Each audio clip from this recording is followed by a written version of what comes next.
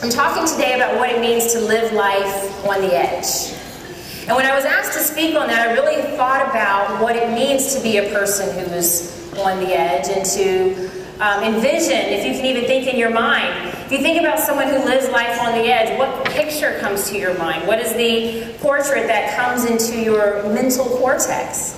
When I thought about that person, I actually didn't initially think about a woman. When I thought about someone who lived life on the edge, I thought about a rebellious, dangerous man. Because that's what we think about when we think of someone who is allowed to live on the edge. Because I believe that the American dream, when it was first created, was not created with women in mind.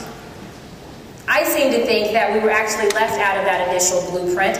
We were actually thought of as someone who would support the dream. But I came here to tell you today that you are to be the dream. So many of us, I believe, are right on the edge of having an amazing breakthrough. And I believe that you are closer to your breakthrough, to your next season, to your next level than you've ever been. But the thing is, the breakthrough is not coming to you. And if we can get this one thing as women, I believe that we can enter into this place that I call living on the edge. If we cannot wait for the breakthrough to come to you, as opposed to understanding that you are the breakthrough.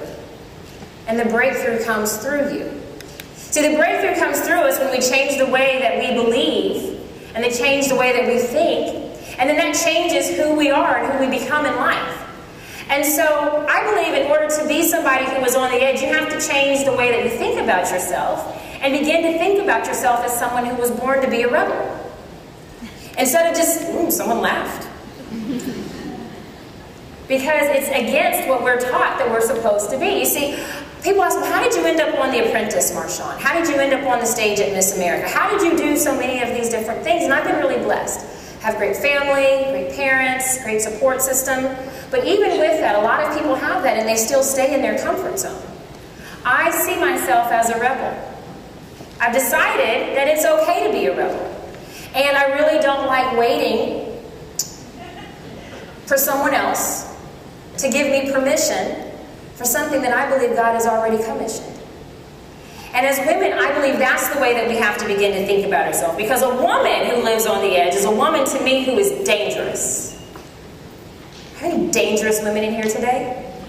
Some are like, I don't know, what is she going to ask me to do? She's already sung, she's asked me to hug, she's really funny. No. So a woman who lives on the edge is a woman who is dangerous.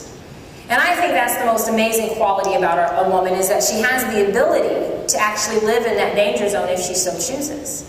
When I think about a woman who is dangerous, I think about a woman who doesn't just run away from challenges, but one who actually runs to them. Not someone who just thinks about what is possible, but goes and proactively seeks out the possible, that creates opportunities, that looks danger in the face and will stare danger down because she knows she was born to win. She doesn't turn the other way from it. She actually turns to it. And when I look at the women that I admire most in life, and the ones that have achieved amazing successes, and the women that I've been fortunate enough to even share this stage with you here today, they didn't run away from danger. They didn't run away from something that seemed bigger than themselves. Instead, they chose to engage it, to embrace it, and to understand. I believe they really understand that that's where they're supposed to live. That's what makes life so exciting, and life's supposed to be exciting.